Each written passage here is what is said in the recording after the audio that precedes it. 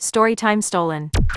I met my long-term boyfriend, Clark, in high school when I was a freshman, and he was a sophomore. We dated for all of high school, and eventually got engaged in my second year of college. I thought we would be together forever, but after everything that has happened, I can't believe I stayed with him as long as I did. I won't ever forgive myself for not being able to feel how evil he is every time he touched me. Clark was really sweet and nice for the most part, but there were times his mask slipped, and I should have paid attention. One time that stands out the most to me was this day Clark came over to my house. We were in my backyard just hanging out when my neighbor's dog wandered over to where we were sitting. I had been around this dog thousands of times, and she was always super friendly and happy, but on this day her head was low, and she just stared at us and growled. I wanted to comfort her, so I reached out to pet her, and she bit my hand. It was just a nip, and I really didn't think it was a big deal, but Clark was furious. I spent the rest of the day trying to calm him down, and when he was finally calm, I thought that was the end of it, but now I know it was the beginning of an 8-year nightmare. A couple of days later Clark brought me a necklace. It wasn't in a box, it didn't have any tags, and it looked worn. It was a simple green gem, which also didn't make sense, because I hate the color green, and my birthstone is blue. I didn't want to seem ungrateful, so I just thanked him, but I couldn't shake the feeling that I had seen the green stone somewhere before. Later that same night, my neighbor stopped by to ask if we had seen their dog. I didn't have any proof, but there was this pit in my stomach. I didn't want to believe Clark had anything to do with it, so I just ignored it, but I never saw that dog again. Over the years Clark would bring me more of those weird gifts. They were always very clearly worn, and I started to think Clark was stealing things and giving them to me. I wanted to ask him about it, but his temper could be pretty bad, so I never brought it up. The final straw was when Clark gave me my engagement ring. He proposed a few days before without one, and I said yes, because I didn't care about the ring. He told me he was waiting for the ring to be sized, and he would have it soon. But when he gave me the ring, I took one look at it and I knew it was just like all of the other jewelry he had given me. I got really angry, threw the ring at him, and decided to think things through at my parents' house. I had planned on waiting a week and talking things out with Clark, but he didn't give me a chance. Clark was caught running away from the scene of a horrific crime. In his pocket they found a necklace and a ring he took from the body he left behind. When I heard that, it all came crashing down like a ton of bricks. I just knew all the jewelry he had given me over the years came from other girls he had done the same thing to. I worked up the nerve to take everything out that Clark had given me and count it. There are 43 pieces of jewelry, including the engagement ring. Now I wish they were stolen.